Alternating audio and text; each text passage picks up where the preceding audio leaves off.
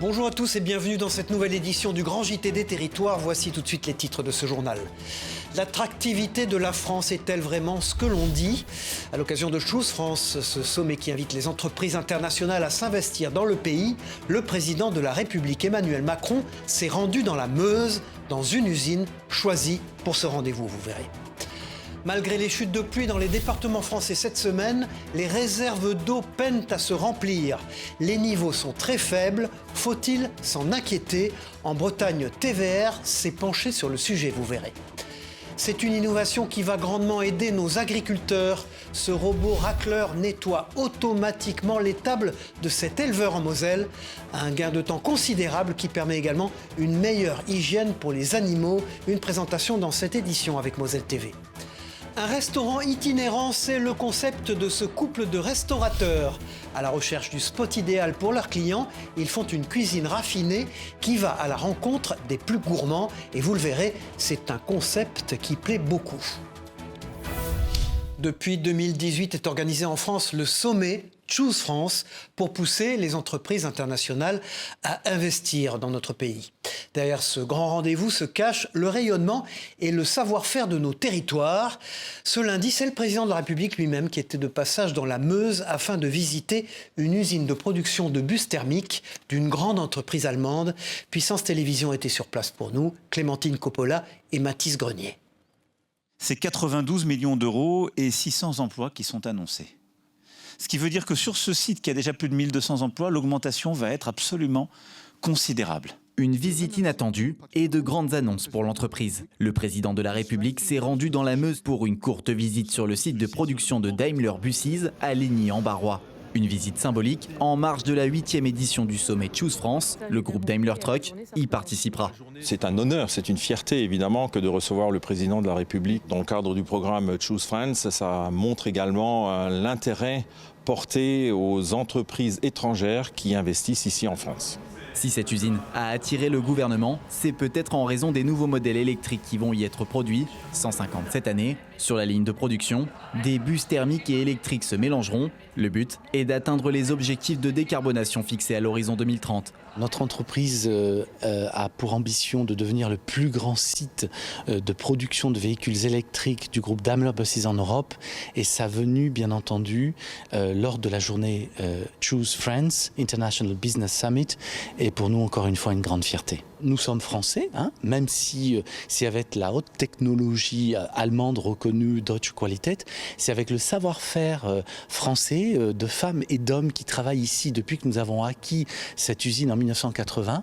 Donc c'est plus de visibilité en disant voilà, notre usine elle est française, elle produit des véhicules français. Une nouvelle production qui amène à l'extension du site. À proximité de l'usine existante, un nouveau bâtiment de 1500 m3 sort de terre. Les investissements annoncés par Daimler Buses, premier employeur privé du département, permettront également de former les nouvelles recrues. Tout autre chose maintenant, partout en France, la criminalité ne cesse d'augmenter. Les Français sont inquiets et montrent leur crainte face à l'escalade de la violence. C'est le cas aussi en Martinique où déjà 13 personnes ont perdu la vie depuis le début de l'année. Les habitants de l'île ont organisé une marche blanche et espèrent bien une réponse de l'État. Reportage sur place de Via TV. Chacun a à l'esprit un chiffre, 13, le nombre d'homicides depuis le début de l'année. Dans la foule, tous portent la couleur blanche, symbole de paix. Ils viennent des 4 coins de la Martinique avec le même message. C'est une situation intolérable dans un si petit pays et qu'il faut toujours que ça cesse. Certains ont perdu un proche, un ami, comme cette Martiniquaise. C'est comme une guerre là. C'est comme si les gens s'entretuent, mais c'est pas possible ça. On n'en peut plus. On est mal. On vient de perdre le fils d'une amie et on est encore très touchés par ça. Eux ont fait le voyage de Sainte-Lucie et de New York pour rendre hommage à leur frère, tué par arme blanche le 5 mai dernier. Je suis venu protester. Tout le monde a le droit de vivre. On ne peut pas prendre la vie de quelqu'un parce qu'il n'a pas la même orientation sexuelle ou la même religion. Certains élus, comme le maire de Fort-de-France, ont marché à côté des citoyens pour rappeler que cette escalade peut gangréner toute l'île et qu'il est important d'agir. Je suis allé jusqu'au niveau européen puisque maintenant Je participe au Forum social européen pour la lutte contre les violences liées au narcotrafic, pour faire comprendre aussi à l'Europe que si elle veut protéger son territoire, il faut qu'elle regarde ce qui se passe chez nous. Les organisateurs ont aussi rappelé l'importance des forces de l'ordre pour endiguer ces trafics. Aujourd'hui, on est dans un autre contexte qui n'a rien à voir avec 1959, qui n'a rien à voir non plus avec l'esclavage. Et il faut qu'on sache que seules les forces de l'ordre pourront justement rétablir l'ordre. Des violences qui peuvent avoir un impact sur l'économie locale. Certaines entreprises ne peuvent plus être assurées contre les violences urbaines. Certaines entreprises aussi ne fonctionnent pas parce que les personnes sont inquiétées à l'idée de venir au centre-ville. En début de semaine, le préfet a annoncé le renforcement des patrouilles de police avec l'appui des gendarmes mobiles dans la capitale foyalaise. Le ministre de l'Intérieur, Bruno Retailleau, a quant à lui mis en place un dispositif 100% contrôle sur certains vols à l'aéroport afin de lutter contre le narcotrafic et le trafic d'armes. Et puis aussi le nombre d'agressions sur les pompiers, les forces de l'ordre ou encore les personnels de santé ne cesse d'augmenter. Une situation insoutenable, notamment pour les pompiers de la Loire, vous allez le voir. Écoutons le constat dressé par leur patron au micro d'Alexandre Crouzet pour TL7. Au niveau de la Loire, on constate plus d'agressions sur nos personnels et un peu moins sur les matériels.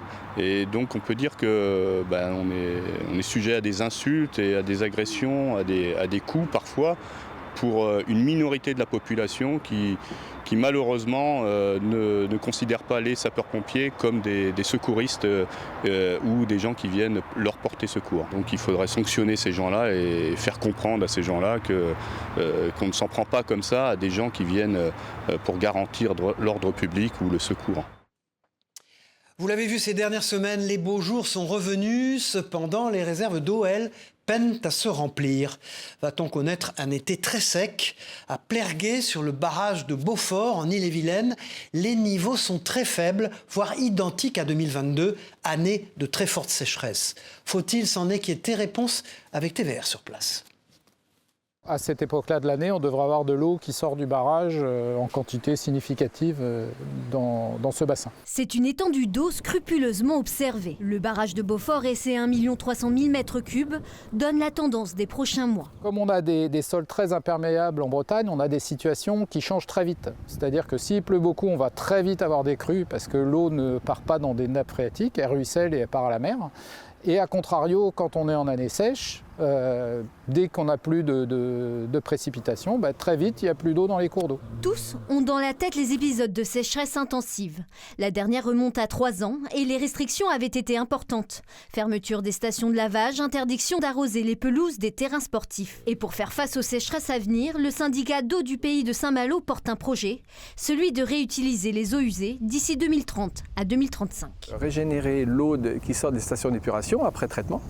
Et donc ça nous permettrait de pouvoir, dans les périodes de crise, réalimenter nos étangs en amont, à 30 km de la station d'épuration de Saint-Malo, par une eau qui pourrait être repotabilisée pour mettre dans le réseau. Les gens doivent prendre conscience qu'on ne pourra pas reconstruire de nouveaux barrages, la réglementation nous l'interdit, donc il va falloir faire autrement avec ce qu'on a. Le syndicat appelle les 137 000 habitants desservis par le réseau dans le pays de Saint-Malo à faire dès à présent attention afin d'économiser l'eau.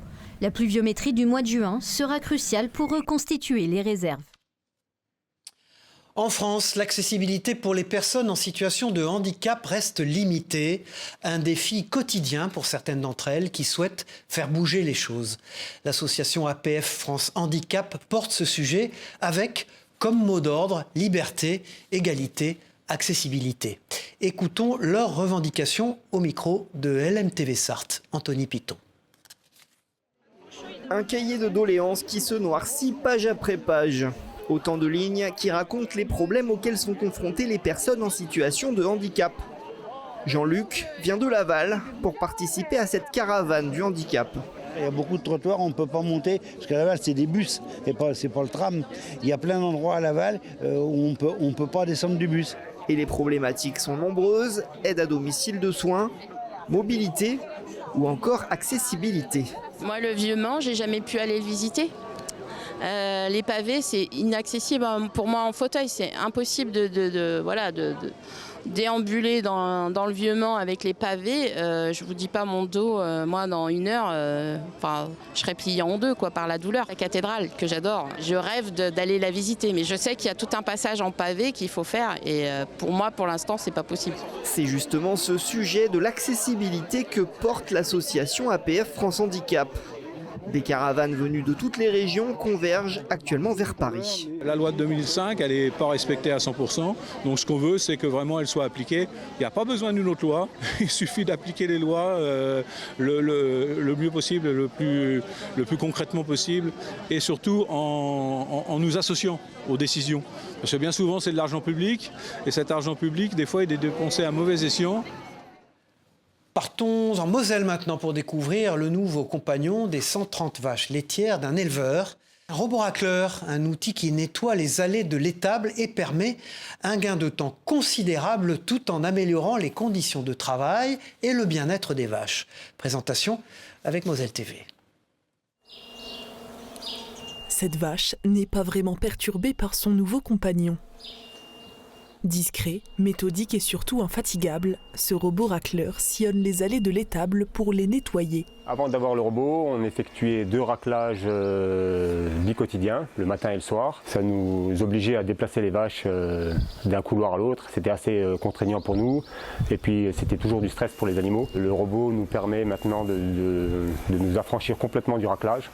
C'est lui qui gère de manière autonome cette tâche-là. Du côté des 130 vaches laitières de l'exploitation, plus aucune surprise. Le robot fait désormais partie du troupeau. Il y a eu une petite période d'adaptation d'une bonne semaine où les vaches étaient vraiment craintives au moment du passage du robot parce qu'il émet un petit son, un petit bip. Mais cette période a vraiment été très très courte, 1 semaine et elles se sont vite habituées. Aujourd'hui, elles font même plus attention au robot, elles passent par-dessus. Programmé pour racler les allées toutes les 3 heures, le robot dépose ensuite tout dans la fumière pour être ensuite réutilisé comme engrais.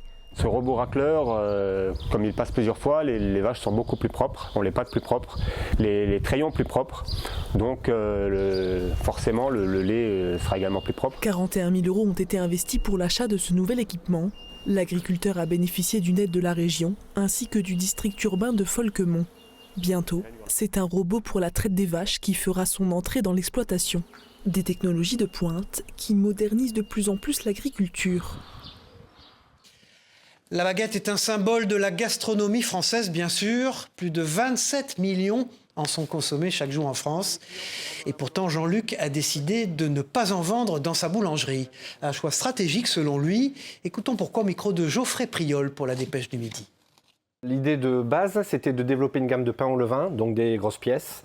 Et j'ai commencé dans une boulangerie qui était toute petite, donc pas de possibilité d'avoir une gamme de produits très large. Et donc ça a supprimé l'aspect baguette. Et je pense que dans une échelle, je mets un certain nombre de bacs avec ma pâte de campagne. Et si je devais faire de la baguette, j'aurais peut-être sur une échelle moins de quantité de pâte.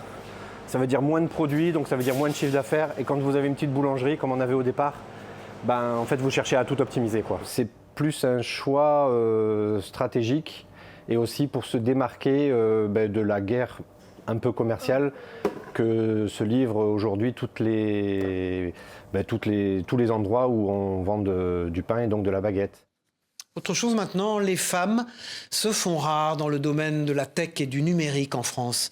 Une filière qui reste très stéréotypée, qui cherche à inverser la tendance, notamment avec des assises de la féminisation des métiers du numérique.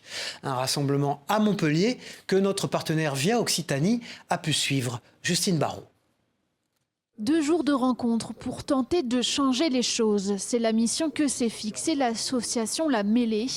Basée à Toulouse et Montpellier, elle organise pour la 3e fois des assises régionales de féminisation des métiers du numérique. Ce matin, ce sont des jeunes lycéens et lycéennes avec leurs professeurs qui rencontrent des spécialistes pour découvrir ces différents métiers.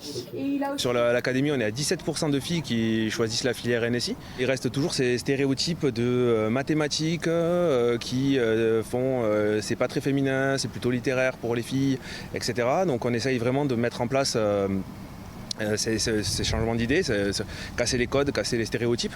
Et petit à petit, ça marche, mais c'est un travail minutieux, c'est un travail de fourmi. Parmi ces écoles et associations du monde de la tech, certaines montrent l'exemple. Depuis septembre 2024, une femme est à la tête d'un groupe privé d'écoles spécialisées dans l'informatique. Laura Hassan nous parle de l'importance de multiplier ces actions pour encourager plus de femmes à s'orienter vers ces formations aussi en dehors de Paris. C'est la répétition qui fait que naissent des actions vraiment concrètes et puis l'échange de bonnes pratiques, ce qui a pu marcher dans une région peut être appliqué à une autre, plus grande, plus dynamique. Dans l'école Epitech de Montpellier, 12% seulement sont des étudiantes, une moyenne supérieure à l'échelle nationale, mais encore loin de la mixité recherchée au sein de l'école. Il reste du chemin à parcourir. Pour cela, toutes les intervenantes nous parlent de représentation. Cela tombe bien, une Française originaire de Sète vient d'intégrer la direction d'OpenAI. Fidji Simo, 39 ans, est la nouvelle directrice générale des applications de l'entreprise spécialisée en intelligence artificielle, créatrice de ChatGPT. Et puis cette semaine, vous pourrez retrouver en kiosque une nouvelle édition du magazine Le Point, consacrée celle-ci à Bordeaux. Pourra-t-on encore vivre à Bordeaux en 2050 ? C'est le titre de ce numéro qui se penche très largement sur les défis de la métropole girondine pour s'adapter au changement climatique notamment, afin de préserver la qualité de vie de ses habitants. Vous pourrez également retrouver un zoom sur les prix de l'immobilier à Bordeaux. Cette édition spéciale du Point est à retrouver dans vos kiosques dès ce week-end. Et puis maintenant, laissez-moi vous présenter la boutique des artisans. Cet établissement met en valeur des artisans de nos territoires, ceux qui travaillent d'arrache-pied mais qui manquent de visibilité.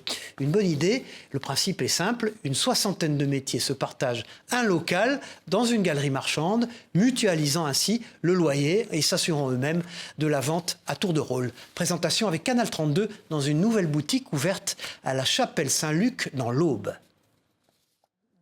Mathilde, artisane installée à Ruvigny, un village au bois de 700 habitants, n'a pas hésité à postuler pour intégrer la boutique des artisans.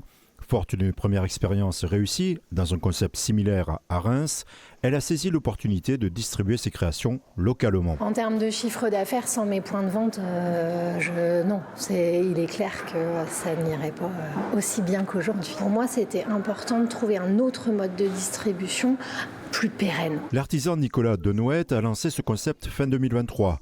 Regrouper producteurs et artisans locaux dans un espace commun au sein d'une galerie marchande, le réseau devrait s'étendre à 27 boutiques d'ici la fin de l'année. J'ai eu cette idée en lisant le journal et en voyant qu'il y avait quelques magasins dans le prêt-à-porter qui malheureusement étaient en train de fermer, plusieurs chaînes. J'ai eu cette idée d'aller voir un centre commercial en disant mais vous n'avez rien sous le coude, est-ce que vous ne loueriez pas quelque chose pour un tarif, je dirais raisonnable. Je suis un peu un autodidacte, j'ai un CAP de boucher charcutier, donc très loin de me retrouver à gérer finalement maintenant une chaîne de boutiques. Ma plus belle récompense, c'est le sourire et le bonheur des artisans. C'est arrivé même au moment de Noël d'avoir des messages où je ne cache pas que j'ai eu les larmes aux yeux. Ici, les 3/4 des artisans présents sont locaux. Les autres, comme Sandrine, sont déjà intégrés au réseau. Originaire du Nord-Pas-de-Calais, elle expose dans sa 3e boutique où elle installe ses créations et celles de ses collègues.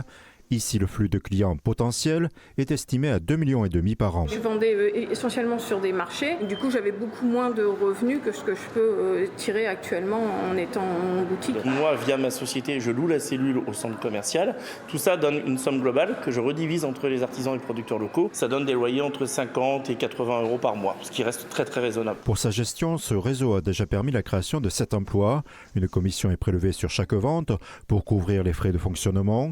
Selon son fondateur, le nombre d'artisans participants devrait passer de 950 à près de 1600 d'ici la fin de l'année. À la galerie de l'Escapade, 54 des 62 emplacements ont trouvé preneur. Il reste donc encore des places disponibles pour les artisans au bois. Cette semaine, c'est Dominique de Villepin qui était l'invité de Face au territoire sur TV5 Monde avec la presse quotidienne régionale. L'ancien Premier ministre s'est notamment expliqué sur son statut d'à la fois homme politique et homme d'affaires. Écoutons-le. J'ai une question à vous poser parce qu'il y a quelques années, j'étais venu vous voir, j'étais venu parler avec vous et vous m'aviez dit, Cyril Viguier, je suis le seul Premier ministre, ancien Premier ministre, à avoir réussi une véritable reconversion dans les affaires, dans le business. Ça m'avait frappé parce que j'avais effectivement regardé ce que faisaient vos prédécesseurs et c'était vrai. Est-ce que ça ne pèse pas aujourd'hui ? Est-ce que ça ne va pas vous handicaper dans ce retour en politique ? En tout cas, ce que les gens disent, ce retour en politique. Vous savez, Une reconversion qui m'a été en quelque sorte imposée, parce que il m'a été difficile après 2007, compte tenu du contexte de l'époque, de trouver une activité en France. D'abord, c'est une expérience. Vous savez, faire un autre métier, gagner sa vie, se préoccuper des fins de mois, avoir des employés, c'est une expérience. Dominique de c'est un autre regard de ces fins de mois. Oui, quand vous avez une entreprise, vous vous préoccupez de faire en sorte qu'il y ait suffisamment d'activités, et puis vous êtes comme tous les Français, vous remplissez votre feuille d'impôt pour votre entreprise, vous avez des charges, oui, il faut s'en préoccuper. Donc vous plongez dans le quotidien, la réglementation administrative, la réglementation fiscale, vous êtes confronté aux difficultés de la vie dont les politiques sont parfois très loin. La gastronomie est un symbole de la culture française, bien sûr. Et pour casser les codes, un couple de restaurateurs a décidé d'implanter leur restaurant dans un bus. Chaque jour, ils vont à la rencontre de leurs clients dans un spot différent. Découvrons leur cuisine raffinée et gourmande avec 8 Mont-Blanc, Clarisse Menant. Regardez. Pour ses clients, ce n'est pas un restaurant comme les autres. Ici, pas de repas dans une salle, mais dans un bus aménagé. Un concept lancé par Grégory et Magali depuis maintenant 3 ans. Originaire de Bourgogne, le couple a souhaité innover car désormais ce n'est plus le client qui vient au restaurant, mais le restaurant qui vient au client. L'idée un petit peu, c'était de retrouver ce concept de manière décalée. C'est de se dire, nous on est un restaurant gourmand, mais on n'est jamais au même endroit tout le temps. On choisit des endroits très spécifiques avec une vue, un panorama, un cadre. Pour le menu, 2 formules sont proposées, une de 4 plats et une de 5 plats. Foie gras maison, suprême de pintade aux écrevisses ou encore riz au lait de fraises. Mais le dos de cabillaud sauce morille du chef reste une valeur sûre. Mes poissons, je les cuis à basse température chez moi là-bas, dans les règles de l'art, à 53 degrés, où le poisson il est juste poché et comme ça permet de le conserver. On est sur du produit frais. La cuisine de Grégory allie modernité et simplicité, le tout sous fond de gourmandise. Après découverte et dégustation, les clients sont repus et repartent unanimes sur la cuisine goûtée. Atypique, formidable. Et après la cuisine, alors très fine et excellente. Le bus déjà en lui-même, on a le côté atypique, et puis au niveau des assiettes et les saveurs, le chef, pour l'instant à ce jour, à 7h, excellente découverte. Connaissez-vous les cafés joyeux? Ces établissements sont un modèle d'inclusivité. Ils s'implantent partout en France, présents par exemple à Rennes, à Bordeaux, à Marseille, à Strasbourg ou encore depuis peu à Lille. Ces établissements n'emploient que des personnes en situation de handicap. Un concept qui plaît beaucoup aux clients. Présentation avec notre partenaire WEO TV dans le Nord. C'est un café pas tout à fait comme les autres, en plein cœur de Lille. Un lieu qui porte bien son nom. Café joyeux! Car ici on prépare des cafés, des repas, mais aussi et surtout des sourires. Sa mission, offrir un emploi à des personnes en situation de handicap mental ou cognitif. Charles-Henri fait partie des employés. Ce matin, il est au comptoir, mais ses missions sont variées. Le service, la caisse, un peu de plonge, un peu de cuisine quand c'est notre tour de en cuisine, et puis préparer les commandes. Une polyvalence notamment permise par Élise, superviseur. Elle guide au mieux les employés du café, comme Camille. Si jamais je vois qu'il y a quelque chose qui ne va pas ou qui manque, on incite à aller voir, on indique, on montre les choses à faire. Et puis après, au fur et à mesure que les équipiers apprennent tout seuls, on peut les laisser en autonomie sur pas mal de choses. Ouais. Julien est chef de cuisine. Lui aussi accompagne les équipiers dans leur mission, notamment pour la plonge. Une double casquette qui n'est pas de tout repos. Ici, tout est fait pour faciliter le travail des employés. Par exemple, ces Lego colorés qui leur permettent de repérer les tables associées à chaque commande. Un fonctionnement qui rend possible un service de qualité à la clientèle, mais c'est surtout la personnalité des serveurs qui la séduit. C'est absolument génial, c'est de se faire accueillir comme ça par des gens qui sont absolument heureux de travailler et tout, c'est génial. Un petit mot, un remerciement, le livre d'or est là pour ça, et il ne manque jamais de messages. Ça fait du bien parce qu'au moins, ils sont constructifs, les messages sympas comme tout, c'est sympathique, voilà, c'est bienveillant. Un succès qui fait la fierté du gérant. Ça a très bien marché dès le départ, autant que ce soit pour l'affluence que pour la cohésion d'équipe et l'efficacité du travail. Ce lieu d'inclusion, de partage et de joie est le 21e à ouvrir en France. Au total, ce sont 7 personnes en situation de handicap qui y travaillent pour le moment. Une discipline très peu répandue en France, le torball est essentiellement réservé aux malvoyants. Ce sport se joue en silence total, avec une balle sonore, et demande une très grande concentration. Plongé dans un univers où chaque son compte et chaque mouvement est décisif, regardez ce reportage de Télé Grenoble. Et si le sport ne dépendait plus de la vue, mais de l'écoute ? C'est le défi que relèvent les joueurs de torball, un jeu où l'ouïe guide chaque mouvement. Née en Allemagne, cette discipline collective a été conçue pour les personnes malvoyantes et non-voyantes, mais elle rassemble aujourd'hui des joueurs valides et déficients visuels, unis par la même passion. Ça fait plus de 20 ans que je joue au torball, que je pratique le torball, puisque j'ai commencé à l'âge de 10-12 ans. Le torball, c'est un sport qui se pratique avec un ballon sonore, avec des gros lots dedans, un masque opaque sur les yeux, sur un terrain qui fait 16 mètres de long sur 7 de large, 3 joueurs de chaque côté, et au centre du terrain, il y a 3 cordes à hauteur de 40 cm au-dessus du sol, sous lesquelles il faut tirer, mais sans les toucher, sinon ça fait coup franc, pour marquer l'adversaire. C'est grâce à Marc que j'ai découvert le torball, avec une initiation qu'il était venu faire dans mon collège, quand j'avais 12 ans, quelque chose comme ça, en 5e. C'est un sport déjà qui est un peu en déclin. Disons que c'est un sport qui est pas très connu, pas très médiatisé, enfin même pas du tout. Les villes où on peut le pratiquer sont de plus en plus restreintes. Il doit en rester une bonne dizaine peut-être en France. Malgré tout, des clubs s'efforcent de faire vivre cette discipline, comme à Grenoble, où la section torball rassemble une dizaine de joueurs passionnés. Basé au centre sportif Jean-Philippe Motte, le club porte une ambition forte. Faire découvrir ce sport unique tout en promouvant l'inclusivité. Ça permet déjà un peu de mixer tout ça et de faire bouger ceux qui autrement bougeraient pas. Le torball est donc un lieu d'échange et de dépassement de soi où le handicap s'efface au profit de la solidarité. À travers cette discipline, chacun trouve sa place et repousse ses limites dans un esprit d'unité et de partage. Voilà, merci, c'est la fin de ce journal. On se retrouve très vite pour une nouvelle édition du Grand JT des Territoires. Au revoir à tous, à très vite.